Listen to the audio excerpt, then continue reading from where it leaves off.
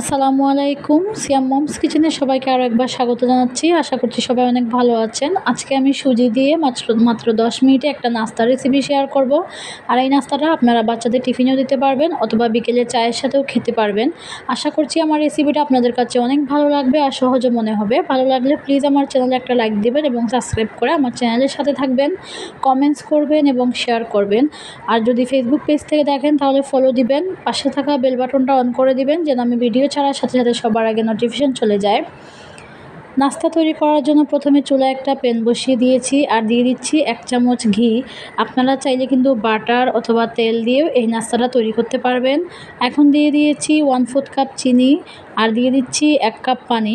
এবার একটা চামচ দিয়ে নেড়েচেড়ে পানি আর চিনি খুব ভালোভাবে মিশিয়ে নিব আর ফুটে উঠে চিনিটা গলে যাওয়া পর্যন্ত অপেক্ষা করব।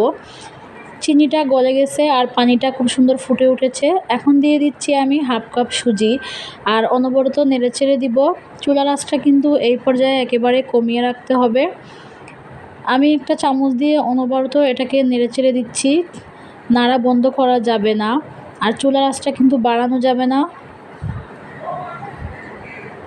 কিছুক্ষণ এটাকে আমি নাড়তে নাড়তে এটা অনেকটা শক্ত আর টাইট ডো হয়ে এসেছে। যখন এভাবে প্যানের গা ছেড়ে ছেড়ে আসবে সেই পর্যায়ে বুঝতে হবে আমার সুজিটা রান্না করা হয়ে গিয়েছে। এবার আমি এটাকে উঠিয়ে একটা প্লেটে রেখে দেব ঠান্ডা হওয়ার জন্য। আমি সুজিটাকে উঠিয়ে নিয়েছি আর একটা প্লেটে রেখে দিচ্ছি ঠান্ডা হওয়ার জন্য। এটা যখন কিছুটা ঠান্ডা হয়ে আসবে এবং যখন কুসুম গরম অবস্থায় থাকবে ওই পর্যায়ে আমি এটাকে একটু সময় নিয়ে মথে নিব।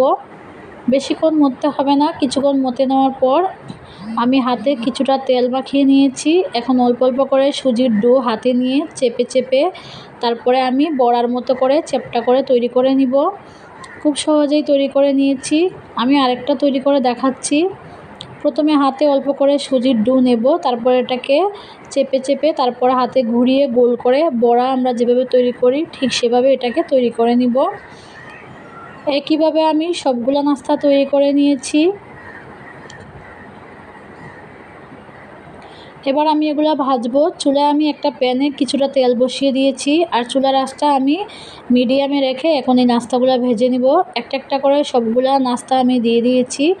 এবার এগুলাকে আমি এপাশ ওপাশ করে গোল্ডেন কালার হওয়া পর্যন্ত ভেজে নিব। আর এই নাস্তাটা ভাজতে কিন্তু তেলের পরিমাণটা বেশি লাগে না, অল্প তেলে কিন্তু ভাজা যায়। যখন এরকম লাল লাল হয়ে ভেজে নেওয়া হয়ে যাবে এটাকে উঠিয়ে নিব আর তেল ঝরিয়ে নিব। তো খুব সহজে তৈরি হয়ে গেল নাস্তা। আশা করছি আমার রেসিপিটা আপনাদের অনেক ভালো লেগেছে। কমেন্টস করে জানাবেন কেমন লাগলো। সবাই অনেক অনেক ভালো থাকবেন। এতক্ষণ সাথে থাকার জন্য অনেক ধন্যবাদ। আল্লাহ হাফেজ।